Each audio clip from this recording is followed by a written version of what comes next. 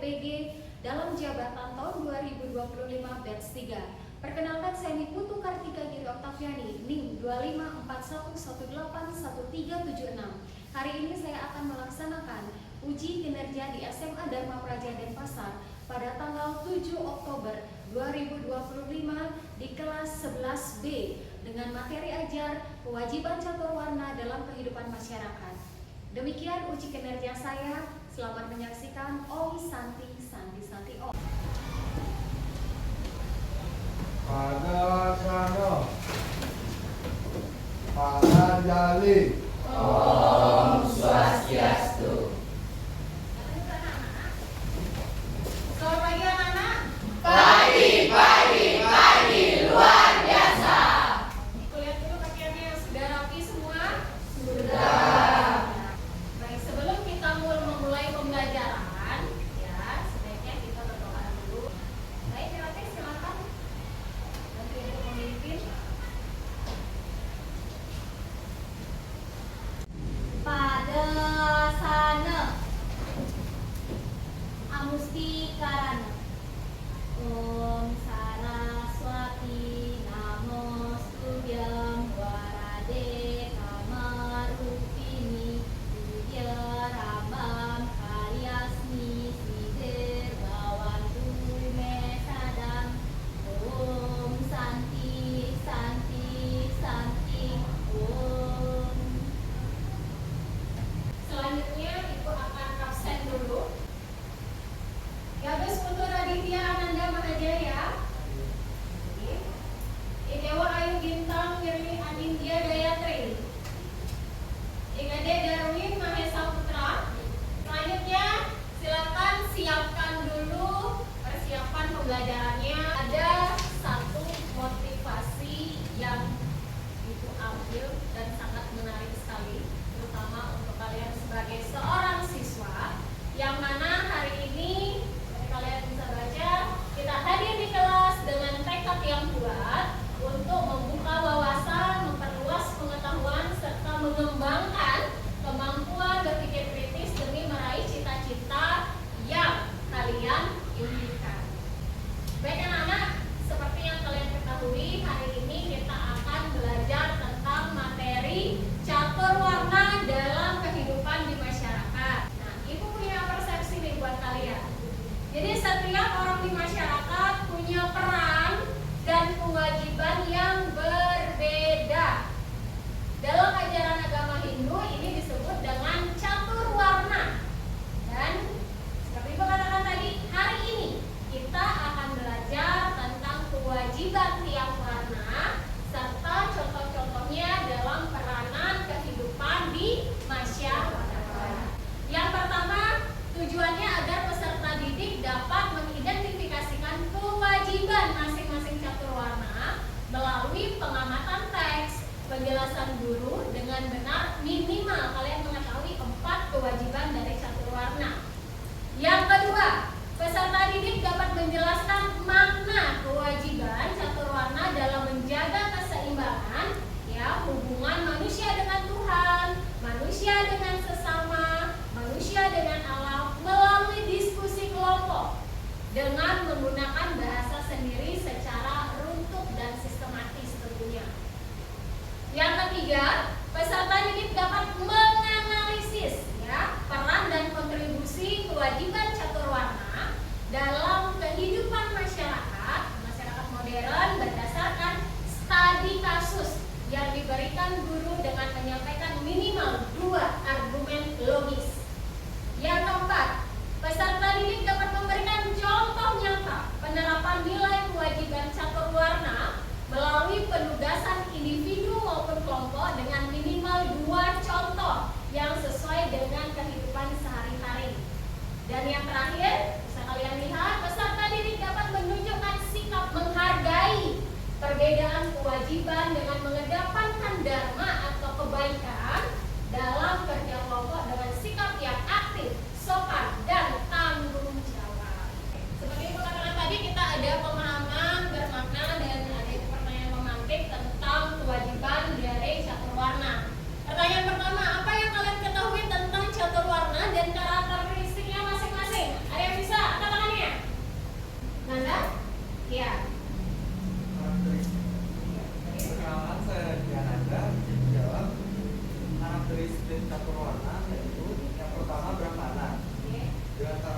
cendekiawan, rohanian, ahli agama atau ilmu pengetahuan. Terus yang kedua itu kesatria, karakteristiknya pemimpin, prajurit, dan penegak keadilan.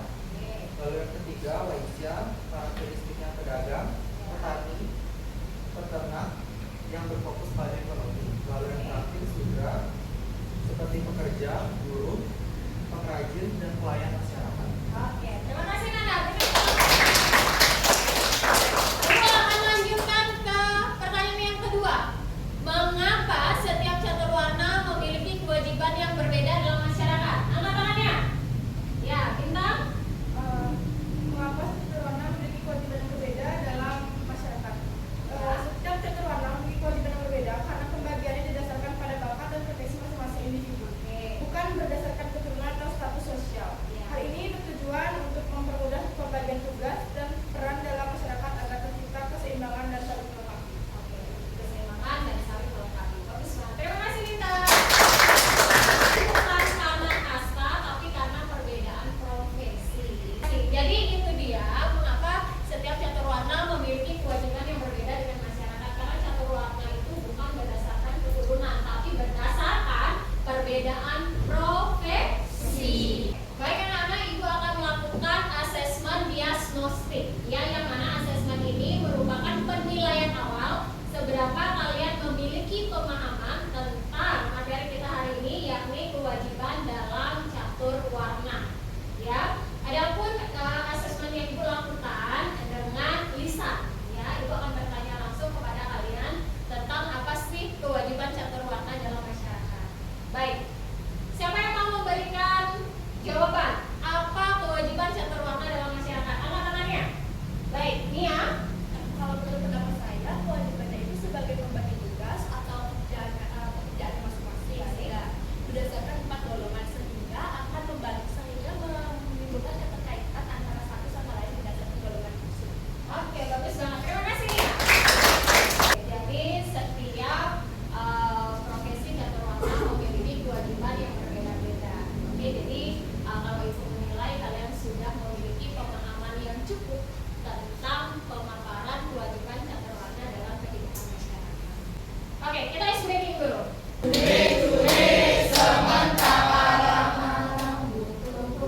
Dia meliponi aji satu keceng bakat anak bagus keceng Oke, selanjutnya Ibu akan menayangkan video inovasi pembelajaran yang mana isinya tentang kewajiban catur warna.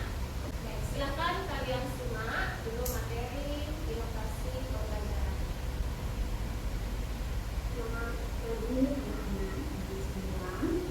Kembali lagi dengan Ibu Sukartika dari Oktaviani SPDH NPB. Dalam video inovasi pembelajaran kali ini, Ibu akan menjelaskan kepada kalian tentang materi kewajiban catur warna dalam kehidupan. Baik anak-anak, tadi Ibu sudah memaparkan materi melalui video inovasi pembelajaran. Kalian sudah dengar semuanya? Sudah. Oke, sekarang Ibu menampilkan 2 gambar, nak. Ada gambar A dan ada gambar B. Ya, ada yang mau bantu Ibu? Gambar apa sih yang kalian bisa ilustrasikan atau bayangkan dari gambar A? Angkat tangannya.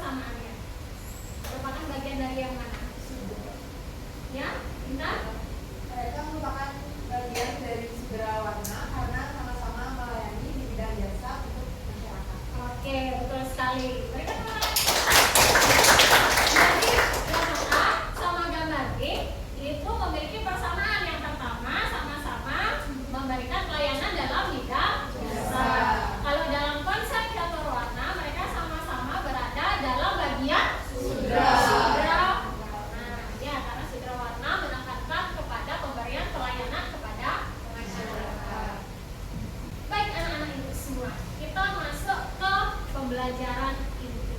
Yang mana pembelajaran inti nanti Ibu akan memberikan kalian studi kasus sesuai dengan pembagian kelompok. Kita kan sudah bagi kelompok kan?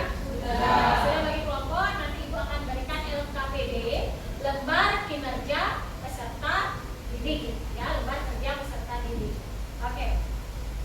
Sekarang silahkan cari tempat duduknya. Baik, ini LKPD-nya. Silahkan dikerjakan. Kelompok 1, kelompok 2. LKPD-nya silahkan didiskusikan. Kelompok 2 berarti kasus 2. Kelompok 3 itu kasus 3. Kasus apa? Kasus 2. Yang apa kasus? Kasus sampah plastik di kota. Kasus sampah plastik di kota. Plastik di kota.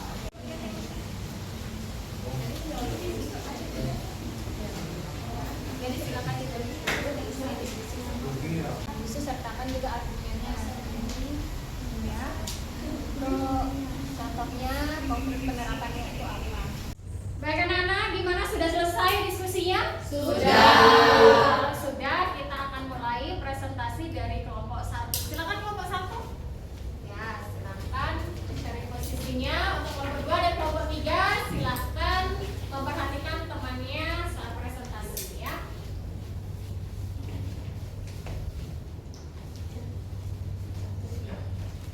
Om Swastiastu. Baik, selamat pagi semuanya. Di sini kami dari kelompok 1. Kami akan menjelaskan hasil diskusi kami mengenai permasalahan di pembangunan Balai Banjar. Baik, sebelum kami masuk ke dalam materinya, izinkan kami memperkenalkan diri. Sebelumnya perkenalkan, nama saya Nekade yang terakhir ini. Saya Raditya Ananda. Saya Kemang Sari Putra. Saya Rifli Novedaki. Saya Gusti Agung Tanjung Harini. Saya Nyaman Kristiana Dewi. Saya Cassandra. Baik, kami akan langsung masuk ke dalam hasil dari diskusi kami. Baik, soal pertama. Apa peran kewajiban Brahmana, Ksatria, Vaisya, dan Sudra dalam menyelesaikan konflik tersebut? Peran Brahmana yaitu memberi pencerahan dan arahan moral dan menghormati tradisi leluhur. Peran Ksatria memastikan proses musyawarah berjalan adil dan tertib. Peran Vaisya menyusun perencanaan dan pengelolaan sumber daya agar pembangunan berjalan efektif. Dan terakhir, peran Sudra menjadi pelaksana yang bekerja dengan lurus melalui semangat gotong royong. Lalu yang kedua, apa makna kewajiban catur warna dalam menjaga keseimbangan hubungan manusia dengan Tuhan, sesama, dan alam dalam konteks sekolah? Maknanya adalah setiap perbedaan pandangan tidak untuk dipertentangkan, melainkan dipadukan demi kebaikan bersama. Lalu kewajiban catur warna menjadi pedoman agar masyarakat tetap rukun, menghargai peran orang lain, dan mengedepankan dharma sebagai landasan musyawarah.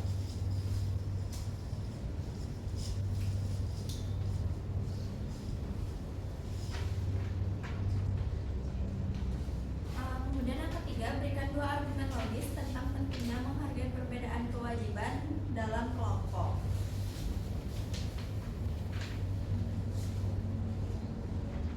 Argumen yang pertama yaitu komplement fungsi menurunkan konflik. Jika setiap kelompok menjalankan peran spesifiknya seperti Brahmana mediasi nilai, Ksatria memimpin tertib, Vaisya menyusun solusi ekonomis, dan Sudra melaksanakannya, maka diskusi tidak hanya berbasis emosi tetapi terpadu pada nilai hukum, ekonomi, dan teknis. Argumen yang kedua, meningkatkan rasa memiliki melalui partisipasi.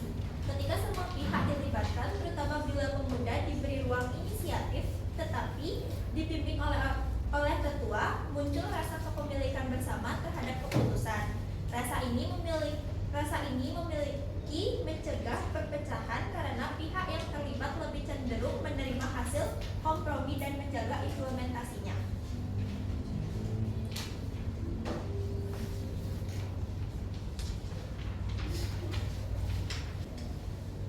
Berikan 2 contoh konkret yang dapat dilakukan pemuda agar konflik tidak terulang. Yang pertama, bentuk tim perancangan campuran pemuda, tetua, dan pengrajin. Tim ini merancang alternatif desain Balai Banjar yang menggabungkan elemen modern, fungsional,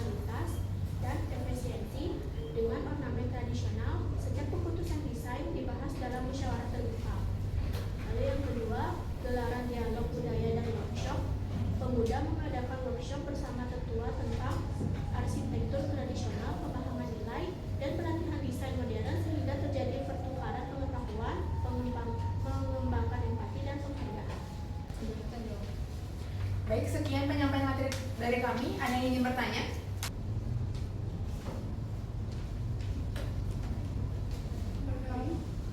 Perkenalkan, nama saya Dewa Bintang Dewi. Di sini saya akan bertanya mengenai bagaimana kewajiban brahmana, satria, waisya, dan sudra dapat diterapkan untuk menyelesaikan konflik antar pemuda dan warga tua di desa. Pertanyaan kedua.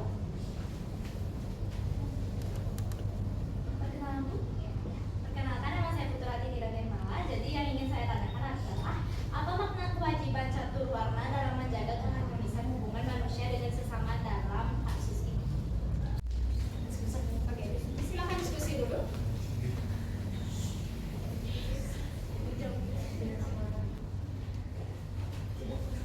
Oke, silakan. Baik, kami sudah berdiskusi. Terima kasih atas pertanyaannya.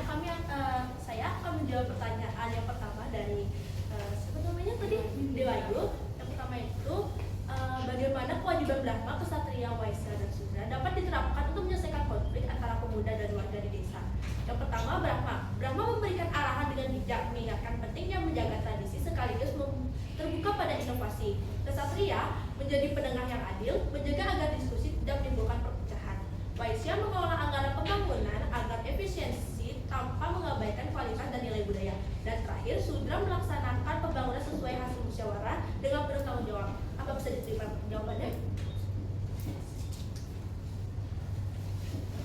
Oke, saya akan menjawab pertanyaan Darasi, yaitu apa makna kewajiban catur warna dalam menjalin keharmonisan hubungan manusia dengan sesama dalam kasus ini? Jawabannya, maknanya adalah setiap perbedaan pandangan tidak untuk dipertentangkan, melainkan dipadukan demi kebaikan bersama. Kewajiban catur warna menjadi pedoman agar masyarakat tetap rukun, menghargai peran orang lain, dan mengedepankan dharma sebagai landasan musyawarah. Demikian, apakah bisa diterima? Jadi setelah diskusi, sekarang silakan kalian simpulkan dari pertanyaan. Ya, setelah kalian diskusi, silakan kalian simpulkan hasil untuk presentasi dari kelompok 1. Baik, di sini saya akan menjelaskan atau menyampaikan tentang kesimpulan dari presentasi kami dari hari ini. Jadi, dari kasus konflik pembangunan Balai Ganja, kesimpulan yang dapat kami dapatkan adalah konflik antara pemuda dan warga tua dapat diselesaikan apabila setiap pihak menjalankan kewajiban sesuai dengan nilai catur warna. Brahma berperan memberi pencerahan dan arahan moral agar semua keputusan berlandaskan dharma dan menghormati tradisi leluhur. Setelah itu, Ksatria memastikan proses musyawarah berjalan adil dan tertib serta menegakkan hasil kesepakatan tanpa kekerasan.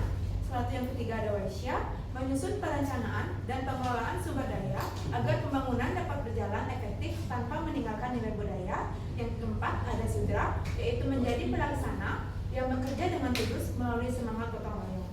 Dengan demikian, pelaksanaan kewajiban setiap warna menciptakan keseimbangan antara nilai, kepemimpinan, perencanaan, dan pelaksanaan. Konflik generasi yang semula berpotensi memecah masyarakat justru berubah menjadi kerjasama yang memperkuat persatuan dan keharmonisan desa. Baik, di sini Ibu memberikan penguatan dari diskusi bahwasanya memang benar dari 4 catur warna ada yang pertama apa anak-anak? Yang kedua? Yang ketiga? Yang keempat? Yang menjadi pemimpin kerohaniawan, habis itu pemimpin di daerah, habis itu kalau Waisya itu memberikan perencanaan, dan yang terakhir Sudra memberikan pelayanan. Jadi nggak bisa satu-satu itu bekerja sendiri. Misalkan Sulindia bekerja sendiri itu nggak bisa. Habis itu misalkan si Sudra yang memberikan pelayanan juga nggak bisa menyelesaikan konflik. Otomatis dari keempat konsep catur warna ini mereka harus bersinergi agar solusi dari permasalahan bisa tercapai, bisa terlaksana dengan baik. Baik, bisa memahami nak? Bisa. Baik, sekian penyampaian hasil diskusi dari kami. Mohon maaf jika ada salah kata. Kami tutup dengan para Santi. Om Santi Santi. Santino. Oke, setelah 3 kelompok sudah maju memaparkan hasil dari diskusi kasusnya. Tadi kita sudah membahas tentang 3 kasus yang berbeda. Ada isi konflik, ada bagaimana pengelolaan sampah, dan bagaimana membuat suatu drama yang berhubungan dengan catur warna dalam kehidupan sehari-hari. Baik, dapat Ibu simpulkan bahwasanya pada pembelajaran hari ini kewajiban catur warna dalam kehidupan masyarakat menekankan bahwa setiap orang memiliki peran dan tanggung jawabnya sesuai dengan kemampuan, tugas, dan juga kedudukannya masing-masing. Jadi bukan berdasarkan keturunan. Ingat ya, catur warna itu bukan berdasarkan keturunan seperti catur kasta yang ada di Bali. Ya, sama juga pembagiannya Brahmana, Ksatria, Waisya, Sudra. Sedangkan kalau catur warna itu berdasarkan profesi, ya, bukan berdasarkan keturunan. Konsep ini bertujuan untuk menciptakan keseimbangan, keharmonisan, keadilan sosial dalam masyarakat. Kan nggak mungkin nih di dunia ini semuanya jadi pemimpin semuanya, polisi semuanya. Terus kalau polisinya sakit, siapa yang mau periksa? Kan tidak ada. Jadinya harus ada dalam hidup ini. Contohkan Ibu lagi, misalkan dalam hidup ini warna hitam aja, kan tidak menarik, tidak berwarna hidup ini. Makanya dibagilah profesi itu. Ada Brahmana, Prakanyawa, ada Ksatria, pemimpin di setiap daerah. Kan ada pemimpin pemerintah pusat, pemerintah daerah. Habis itu Waisya itu dari bidang ekonomi, nah, ya, yang mensejahterakan kalian, pedagang, petani, yang menyiapkan sandang pangan, ya. Kalau yang Sudra itu memberikan pelayanan dalam bidang jasa, sama seperti ibu adalah seorang guru itu memberikan pelayanan dalam bidang jasa, mentransformasikan, mendidik karakter dari siswa.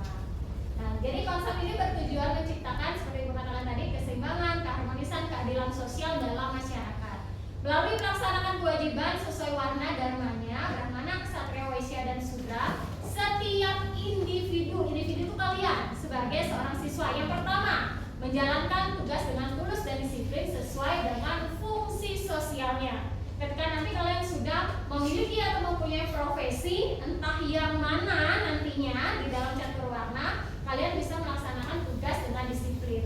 Yang kedua, menghargai perbedaan tanpa merasa lebih tinggi rendah kepada orang lain. Misalkan menjadi seorang presiden, ya, semoga di antara kalian menjadi seorang presiden, ya. Jadi nggak perlu merasa rendah. Terus temennya misalkan kerja di pasar, iya apaan sih ini kerja di pasar nggak level, ya kan, nggak boleh seperti itu. Harus tetap sejajar. Karena apa? Karena kalian saling bekerja sama seperti seorang pemimpin. Kalau nggak ada yang ngurusin pasarnya, bagaimana terjadi kesejahteraan?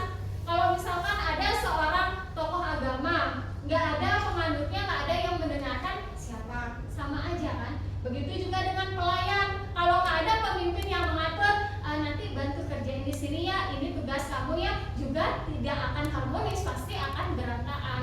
Makanya di sekolah pun juga ada seperti itu. Contohnya, misalkan Bapak Kepala Sekolah sebagai pemimpin, itu merupakan bagian dari Ksatria.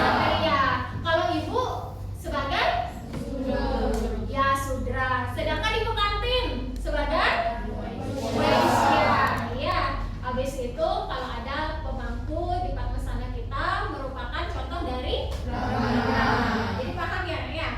Yang ketiga, membangun kehidupan bersama yang harmonis. Jadi kehidupan bersama di dalam suatu tempat tinggal atau lingkungan, kalian juga harus harmonis, saling menghormati, dan saling membantu. Nggak boleh sendiri-sendiri. Ingat itu, setiap orang tidak boleh bekerja sendiri-sendiri, harus ada kesinergian. Menegakkan dharma, kebenaran, dan tanggung jawab sebagai dasar hidup masyarakat.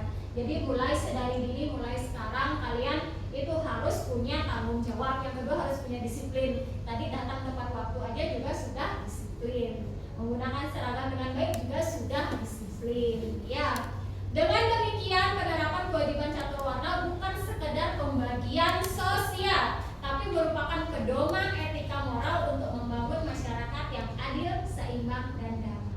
Jadi dari diskusi ini kita bisa melihat ide-ide kreatif, pandangan-pandangan kreatif dari kalian, ya, tentang mengemukakan masalah seperti apa,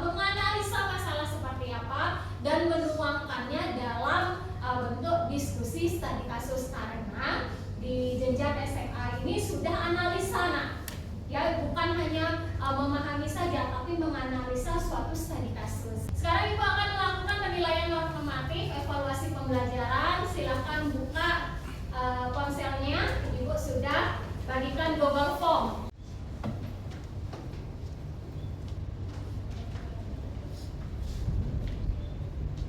Baik anak-anak, setelah Ibu lihat nilai kalian, bahwasanya masih ada beberapa yang remedial, ya, dan ada sebagian besar sudah di atas karena Anda sudah memahami, nilainya sudah baik semua, ya. Oke, selanjutnya ini refleksi pembelajaran hari ini. Bisa kalian lihat bahwasanya ini ada 5 soal, ya. Soal yang pertama yang Ibu tanyakan, apa yang kamu pahami tentang kewajiban catur warna? Tunjukkan dengan kata-katamu sendiri. Ayo, ada yang bisa? Tantri untuk soal yang pertama. Lalu apa yang kalian pahami tentang kewajiban catur warna? Kewajiban catur warna adalah tugas masing-masing orang agar masyarakat tetap rukun dan harmonis. Oke, soal yang kedua, berikan satu contoh penerapan kewajiban catur warna. Katakannya. Ya, Erina, silakan. Setiap warna punya tanggung jawab berbeda, tapi semuanya penting untuk menjaga kedamaian. Oke, soal ketiga dari pembelajaran hari ini, sikap dan perilaku apa yang ingin kamu tingkatkan dalam kehidupan sehari-hari? Ayo, siapa yang mau menjawab? Ya, Dewi, silakan. Baik, sikap atau perilaku yang saya ingin tingkatkan. Yang pertama, saya ingin lebih rajin membantu teman yang kesulitan, dan saya akan lebih disiplin dalam menyelesaikan tugas tepat waktu. Oke, anak